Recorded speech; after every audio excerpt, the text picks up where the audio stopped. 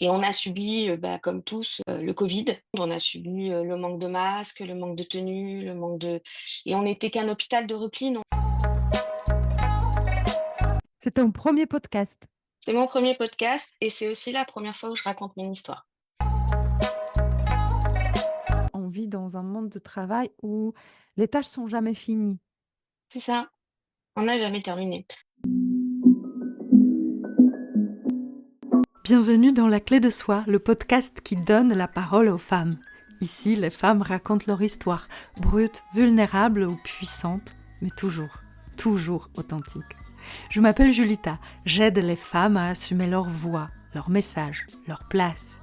Et ce podcast est un espace où tu peux te libérer et inspirer les autres. Parce que chaque histoire a le pouvoir de transformer une vie. Si tu désires raconter la tienne, contacte-moi. En attendant, si tu es prête, commençons l'épisode du jour et peut-être qu'en écoutant ces femmes, tu découvriras quelque chose en toi. Et aujourd'hui, je reçois Graziella Tacchini. Bonjour Graziella. Bonjour Jolita, Je suis bonjour. ravie de te recevoir dans ce podcast. Tu nous raconteras ton parcours parce qu'il est extrêmement inspirant. Comment tu te sens ce matin? Un peu stressée, c'est la première fois que je fais cet exercice. C'est ton premier podcast. C'est mon premier podcast et c'est aussi la première fois où je raconte mon histoire. Je suis autant plus honorée. Merci pour ta confiance et pour ta présence ici. Graziella, on s'est connecté, parce qu'on ne peut pas dire rencontrer, grâce à ton compte qui s'appelle Revivre et briller. C'est ça, Dans le sous-titre, nous pouvons lire renaître, rayonner et s'aligner. tout à fait. Et quand on regarde ton magnifique compte, tous ceux qui ne le connaissent pas, je vous invite d'aller voir Graziella Tacchini, Revivre et briller. Nous avons plein de messages d'espoir que tu partages. Et tu m'as dit en préparation de ce podcast que tu as créé ce compte il y a pratiquement un an Mmh, pour un message d'espoir pour toi. c'est ça, c'est Donc ça. tu es passé tu es parti d'assez loin, de quelqu'un qui rayonnait et était aligné, mais c'était la mission que tu t'es donnée tout d'abord pour toi. Tout à fait, tout à fait. Suite à un burn-out, qui m'a mis plus vraiment très qui enfin, je me suis retrouvée vraiment très bas et du coup, j'ai décidé de lancer un message d'espoir et de m'obliger à rebriller comme je le faisais avant. Dans ce podcast, j'ai reçu plusieurs, femmes qui parlaient du burn-out et j'ai bien compris que un burn-out, n'égale pas un autre. C'est C'est c'est ça. vraiment un parcours très personnel Mmh, et c'est toujours, quand on parle avec une personne qui s'en est sortie, qui a décidé de transformer cette épreuve en force, des témoignages, très puissants, très inspirationnels et c'est pour ça que j'avais envie d'avoir à ce micro. Est-ce que tu peux nous raconter comment toi tu es arrivé à cet épuisement? je travaille depuis 26 ans dans la même entreprise, dans laquelle j'ai évolué, voilà, je suis, arrivée à être assistante de direction dans cette, entreprise. Donc c'est un hôpital privé et on a subi, comme tous, le covid. Oui. Le covid a été, compliqué à gérer en termes de de choses à préparer, de gestes à faire. Alors moi, je suis pas dans le soin, mais j'ai été quand même touchée parce que, cellule de crise, on était convoqués le dimanche, enfin, on était présents tous les jours, on se réunissait tous les jours, c'était, ou en visio ou en présentiel et je faisais des journées à rallonge. Je finissais tard le soir, il fallait que tout soit et en tout cas programmé pour qu'on soit pas surpris. Alors on a eu tellement de choses, difficiles, bah, comme tout le monde, on a subi, le manque de masques, le manque de tenues, le manque de et on n'était qu'un hôpital de repli, nous, on n'était pas un hôpital, où on recevait les patients en première ligne. On les recevait après, qu'ils aient été, pris en charge en service de réanimation et nous on les prenait pour le suivi. Donc, Mmh. c'était souvent pour, d'ailleurs, la fin de vie. On a perdu beaucoup, beaucoup, beaucoup de patients et du coup, il a fallu aussi, gérer, tout ce qu'on n'avait pas sur place, les housses mortuaires, enfin voilà, compliqué, très Oui, compliqué pour, enfin jamais, jamais, j'aurais, pensé vivre une pandémie comme ça et oui, et et je pense que pour l'état d'esprit, en tout cas ça a beaucoup joué sur ma santé. ouais. On m'a fait On faire des rappelle choses, juste, nous sommes aujourd'hui en octobre 2025 mmh, et pour Covid beaucoup, 2020. cette période est déjà derrière nous. Pour tous ceux Oui, qui n'ont 5 ans. pas eu des traumatismes, hein, ça nous paraît presque comme un souvenir d'une autre dimension, Mmh, tellement c'était hors de commun. Mais pour tous ceux qui ont été sur la première ligne, parce que tu dis que ton hôpital n'était pas sur la première ligne, mais tous les lieux de soins étaient impactés lourdement par les événements, mmh. ça reste quand même un traumatisme. Oui, oui, oui et puis, je ça reste un traumatisme. C'est quelque chose que je pense personne n'oubliera, au final. Mm. En tout cas, tous ceux qui ont côtoyé, le Covid de près, alors ceux qui ont été malades aussi, hein, certainement, parce qu'il y a eu quand même des personnes qui ont été malades et qui ont été aussi traumatisées, mais voilà, pour moi, il y a 5 ans, ça a eu un impact important sur ma vie professionnelle, mais également dans ma vie personnelle puisque ma maman est tombée malade quasiment en même temps Ouais. et bah, il faut savoir que j'habite à 2h30, 3 heures de route de chez mes parents. Mm. Elle était donc, en plus de diagnostiquée, trop tard, donc on savait elle pourrait pas guérir de cette maladie et Mm. donc il fallait être présent pour elle. Et donc du coup, le covid a fait que, bah, on a vécu le confinement, de devoir donner, des certificats pour pouvoir aller la voir, pour être présent pour elle aussi. On n'a jamais pu la voir à plus d'une personne dans la chambre. Enfin voilà, quand elle était à l'hôpital, c'était compliqué. Quand elle était à la maison, bah, c'était compliqué aussi parce qu'il fallait faire, ultra attention. On a été, obligés de se vacciner pour pouvoir être avec elle. Ouais. Voilà, enfin, il a fallu avoir des autorisations pour sortir des territoires, et du coup, j'ai pas vécu, j'ai vraiment vécu cette période, c'était pour moi très compliqué. Et donc, la période de Covid commence à s'atténuer. Mmh. Oui, Quand on arrive au bout de la période de Covid, comment tu te sens? Quand je on me commence à s sortir de chez nous, avoir le retour au travail, la je vie me s normale a repris assez rapidement. oui, je me sens mieux, mais du coup, j'ai eu la chance quand même d'être en télétravail un petit peu pendant cette période. Donc je restais chez moi et j'ai organisé tout ce qui était, rendez-vous pour les vaccins, pour le personnel soignant, puisqu'on a été obligés tous de se vacciner. Donc j'organisais ça pour les soignants, pour les médecins, pour les parfois la famille des soignants aussi. Donc il a fallu mettre en place des rendez-vous, des prises de rendez-vous, organiser avec la pharmacie de bien avoir tous les vaccins, pour les personnes. Donc j'ai beaucoup travaillé à la maison et puis je me suis sentie, bah, à la fin de cette période de covid, bah, épuisée, hein, comme beaucoup de personnes et j'ai déjà eu un prémisse d'un burn-out puisque le médecin du travail à cette période-là, m'a obligée à être en télétravail, Ouais. pendant au moins 6 mois. Donc ma maman était encore là. Donc j'étais en télétravail pendant pratiquement 6 mois où je n'avais le droit d'aller à l'hôpital qu'1 journée par semaine. Et c'était D'accord. plus le covid, enfin c'était la fin du covid, donc ça allait. Mais bon, voilà, j'étais pour pas m'arrêter, pour pas que je travaillais de la maison et j'ai eu cette période de 6 mois où j'ai été à la maison, 5 jours, enfin, ouais, 4 jours sur 5. Et nous avons donc compris que depuis, ta maman est partie. C'est ça, juste après. Juste après, comment tu as traversé ça?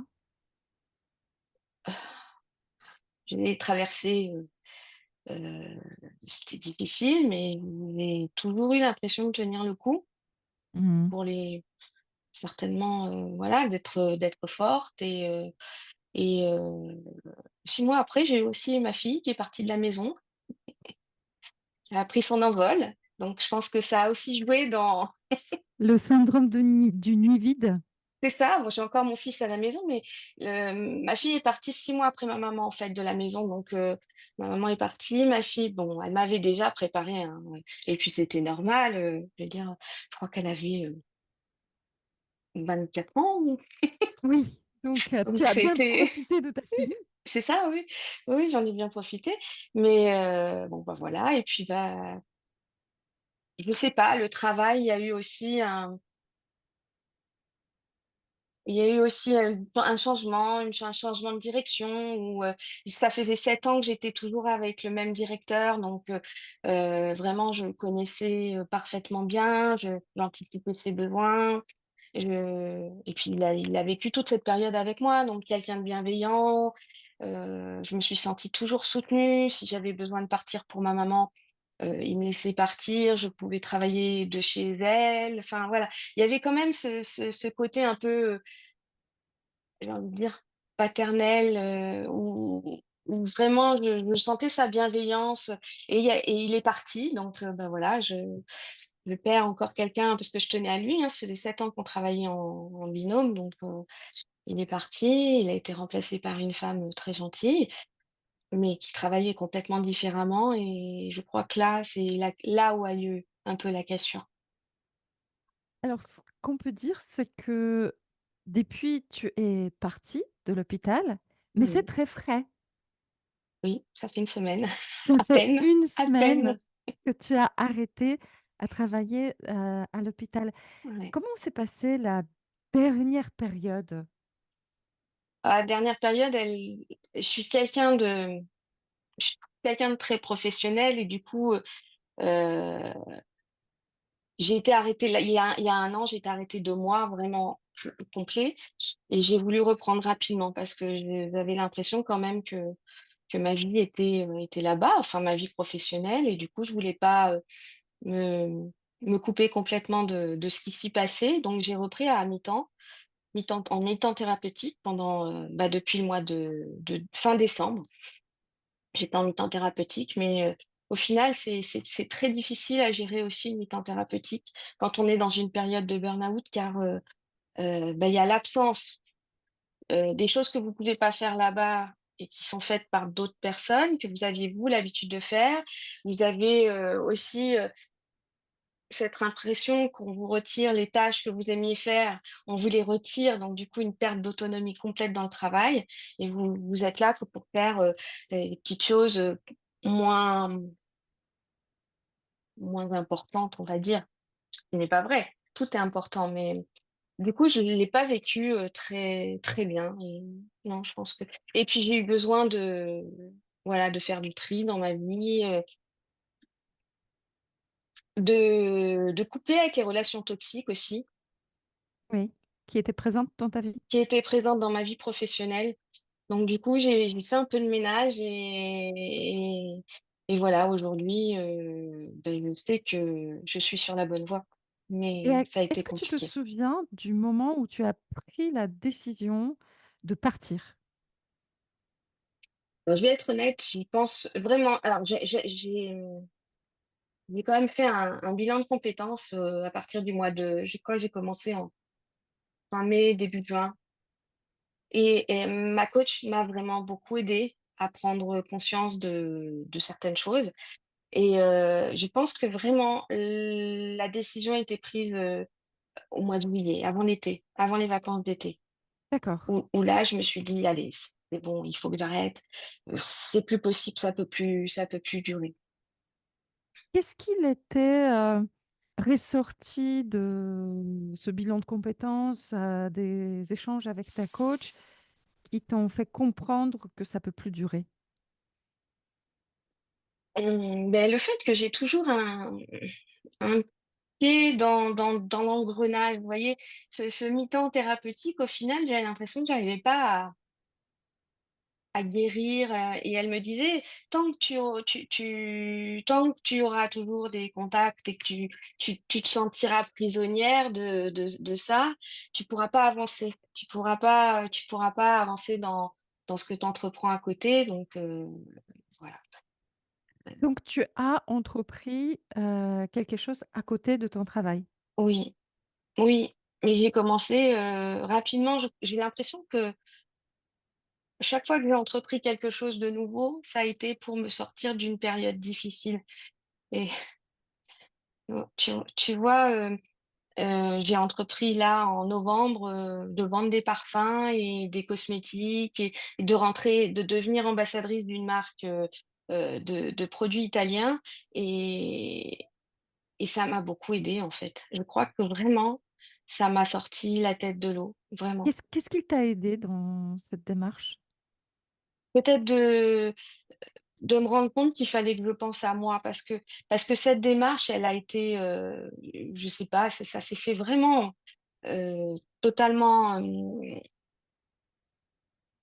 j'y ai j'y ai réfléchi, j'ai dit: «Bon allez, je me lance», mais ça s'est fait quand même, ça s'est présenté à moi comme une évidence à un moment, où j'étais pas bien et du coup, ça m'a permis peut-être de penser à autre chose et en même temps d'entreprendre des formations de développement personnel, de choses comme ça, que je n'avais pas forcément, possibilité de faire en dehors de ma vie professionnelle et là, on m'ouvrait les portes de plein de formations, tout était à ma disposition pour que j'aille mieux, en fait et j'ai sauté sur l'occasion et puis voilà, c'était le bon moment. C'était le moment qu'il fallait enfin, les choses qu'il fallait que je fasse au bon moment pour m'en sortir moi, Et pour c'est penser à là moi. où est venue la phrase, «Renaître, rayonner et s'aligner»?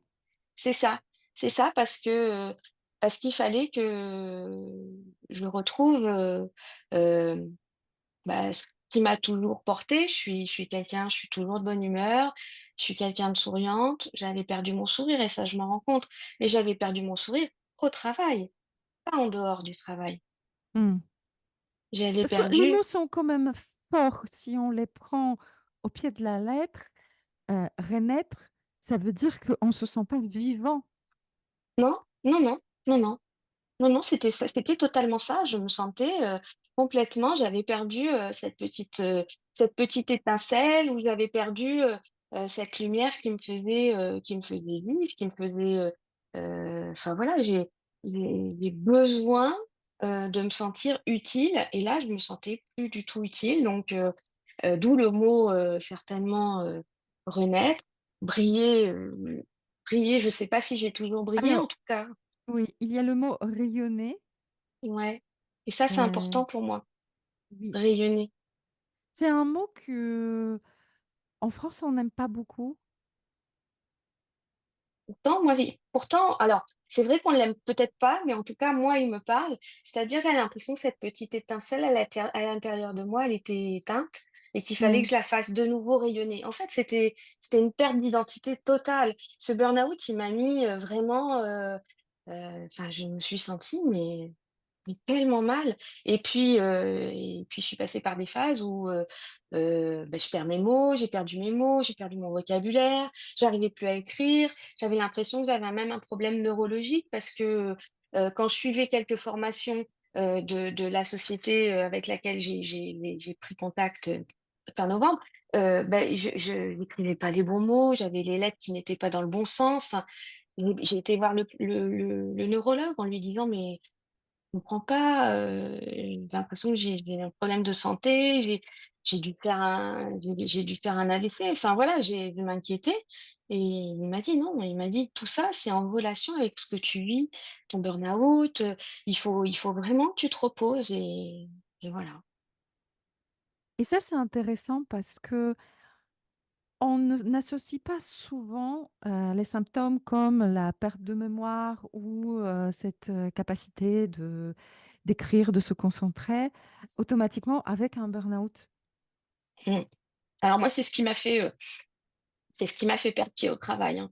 C'est, par exemple, on m'a demandé en rentrant de vacances, je suis arrivée dans une période un peu stressante, on passait, à l'hôpital notre certification. La certification, c'est quelque chose de voilà, si on n'a pas ça, on peut fermer l'établissement. Si on n'est pas bien noté et tout ça et donc je suis rentrée le 14 septembre de vacances et on était dans cette période-là de rush au travail et la certif avait lieu début octobre, le 6 octobre, je crois, 2024 et moi, je suis arrivée le 14 septembre déjà, je suis partie, j'étais souvent en colère, j'étais fâchée au travail, mais vraiment des vraies colères quoi, où j'arrivais vous savez la colère normalement ça dure 6 je crois que c'est 6 minutes et au bout de 6 minutes normalement on passe à autre chose et ben moi c'était toute la journée, je ne redescendais jamais en fait et je me suis rendu compte mais c'est là où je me suis rendu compte que j'étais vraiment pas bien, c'est que j'étais en colère après des personnes, après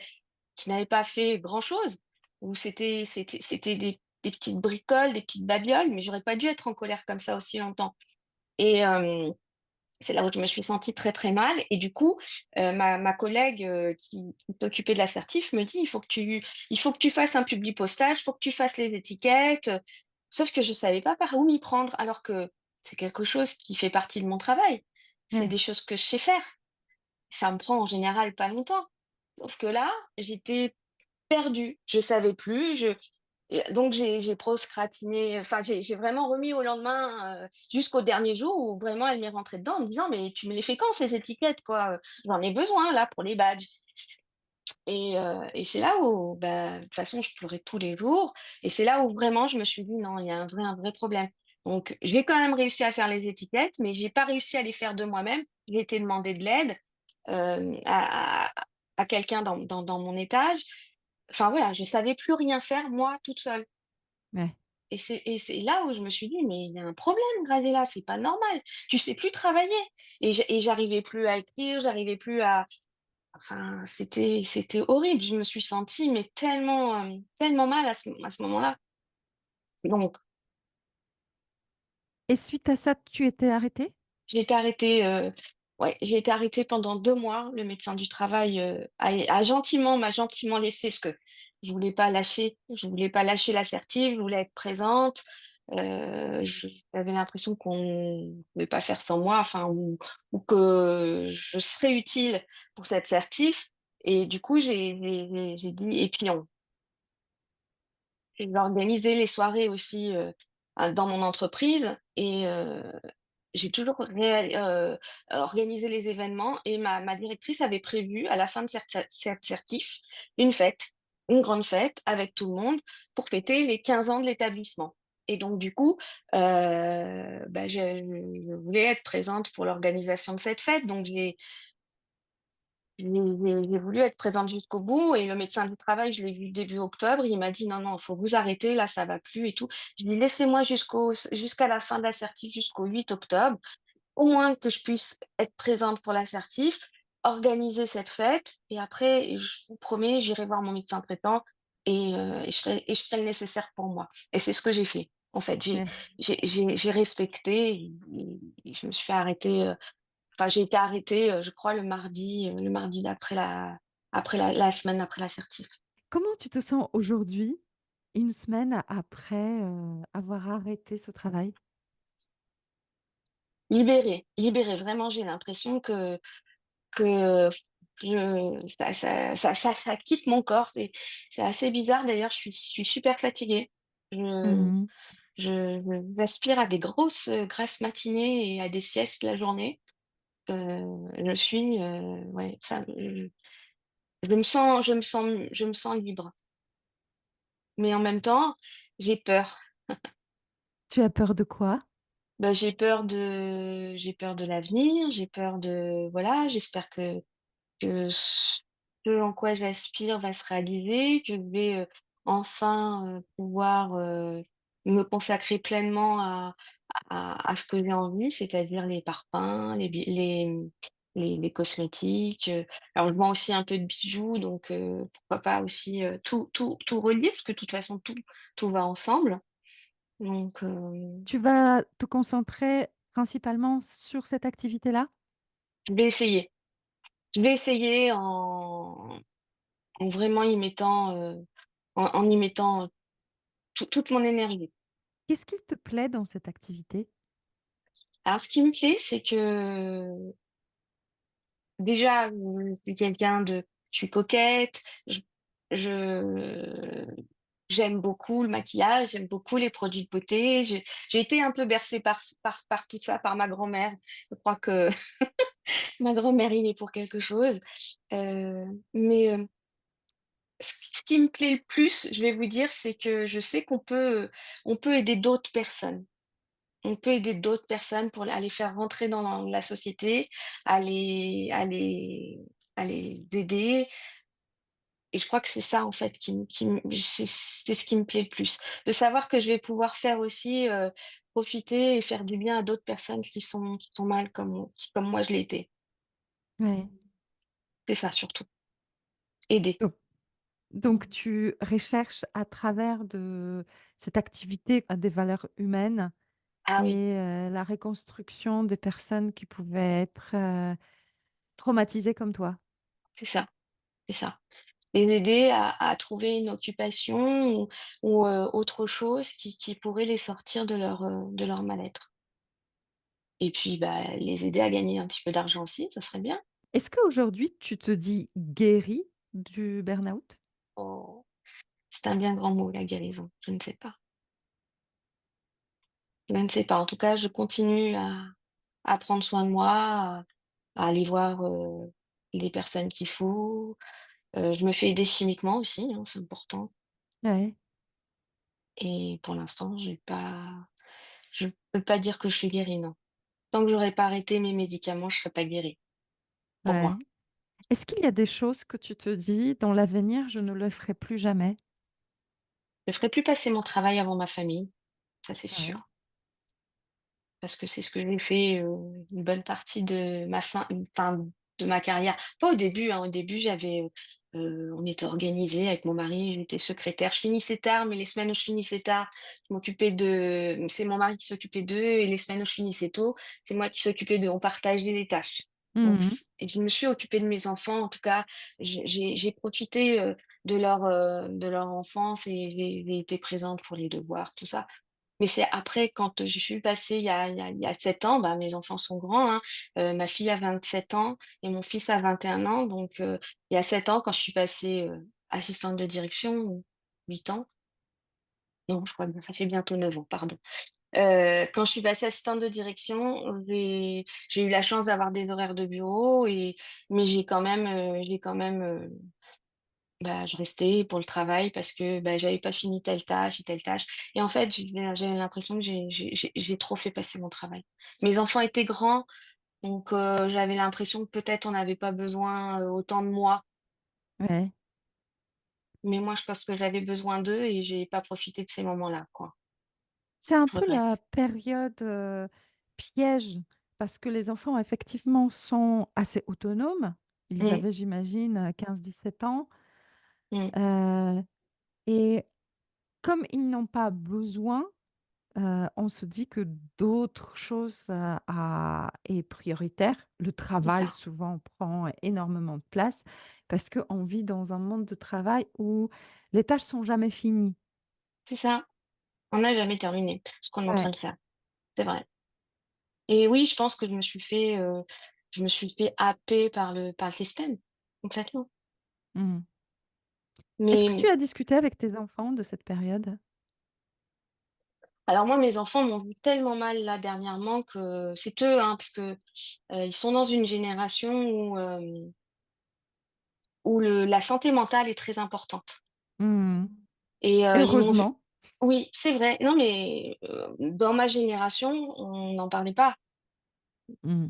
C'est quelque chose qui est plutôt, pas mal vu, mais on parlait, d'aller voir le psy, on parlait de prendre des médicaments, mais se faire passer en priorité, en tout cas penser à sa santé mentale, c'est pas quelque chose, mais eux, par contre, c'est les premières choses qu'ils m'ont dit, c'est: «Maman, tu vas pas bien, fais-toi arrêter». Mmh.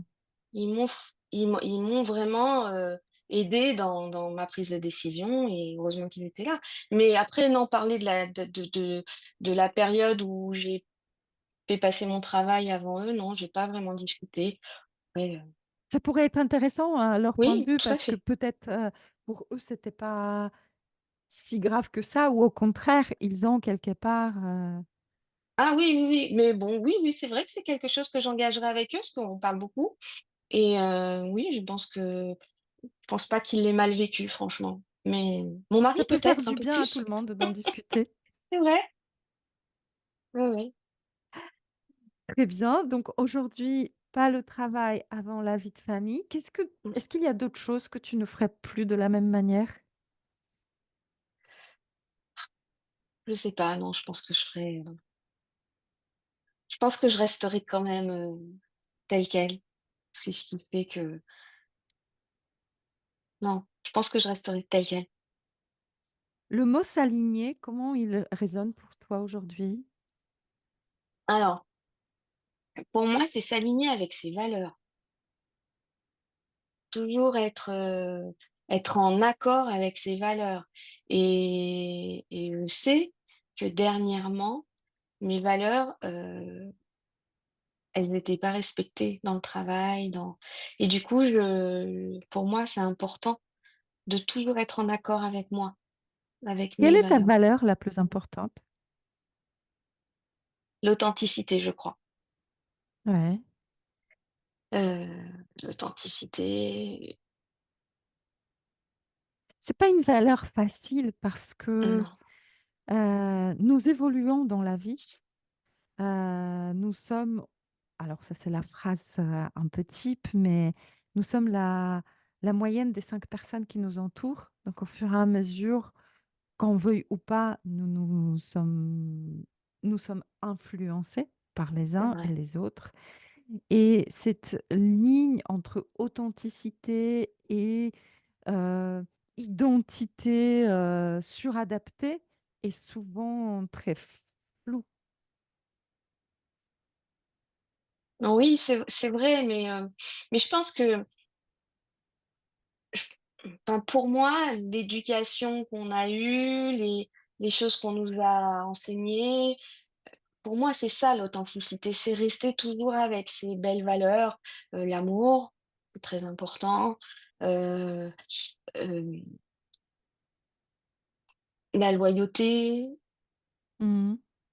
la justice également, Ouais.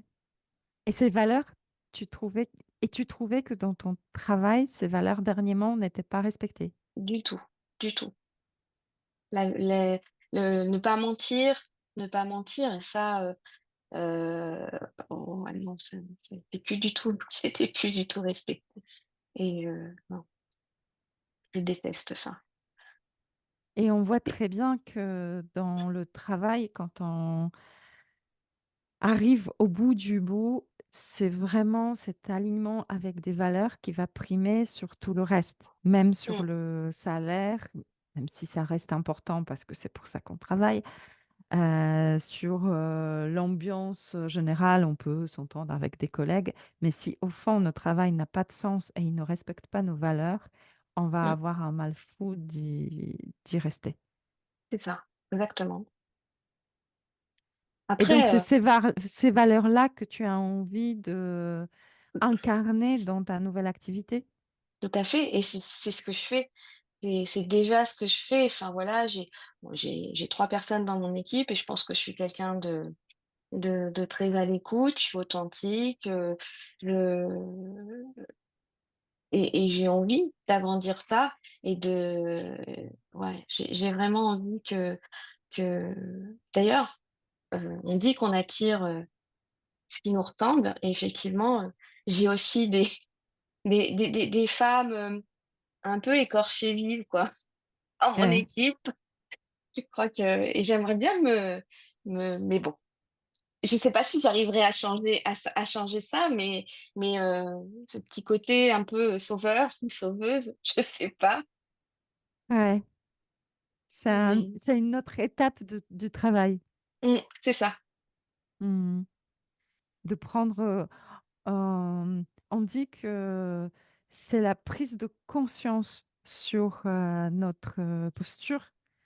Donc entre la sauveuse, le fameux triangle de Cartman, la sauveuse, le bourreau et la victime, quand on prend conscience à quel moment on incarne une de ces postures, on a la possibilité de s'en libérer, ou c'est en ça, tout cas de s'éloigner et atténuer les effets qui nous rendent les relations difficiles ou la perception du monde compliquée. Donc, je dirais que tu es en train de poser les pas sur ta nouvelle étape c'est ça. parce que Ma tu nouvelle prends vie, de ta nouvelle vie, parce que tu carrément. prends de plus en plus conscience de ton fonctionnement. Tout à fait, tout à fait. Comment Et c'est tu vois la suite de Revivre et briller? je pense que je vais continuer à donner des messages d'espoir, de motivation et puis, je vais continuer à à montrer que par le bien-être, on peut faire de grandes choses. Magnifique. Est-ce que tu auras un mot de la fin pour cet épisode? Ouais, si j'avais à faire le mot de la fin, je dirais que apprenez à vous écouter. Bah, le burn-out n'est pas un échec, c'est un signal. Heu et je pense qu'il nous pousse à redéfinir nos priorités Hmm. et qu'il faut, vraiment, se reconnecter à soi et pour aller mieux.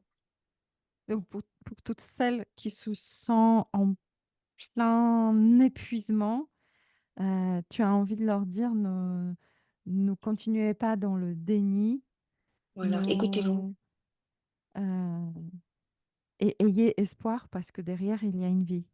c'est ça. Il y a un renouveau forcément. Magnifique. Graziella, je te souhaite beaucoup, beaucoup de bonheur dans ta Merci nouvelle beaucoup. activité, dans ta nouvelle vie, ton nouvelle étape.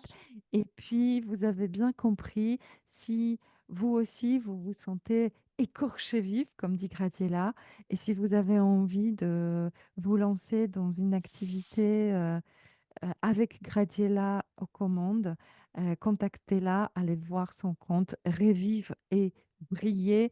Le lien, je le laisse dans la description de ce podcast et continuez dans cette belle compagnie de Gradiela Tacchini. Merci beaucoup. Merci beaucoup Julita. Merci de m'avoir laissé raconter mon histoire.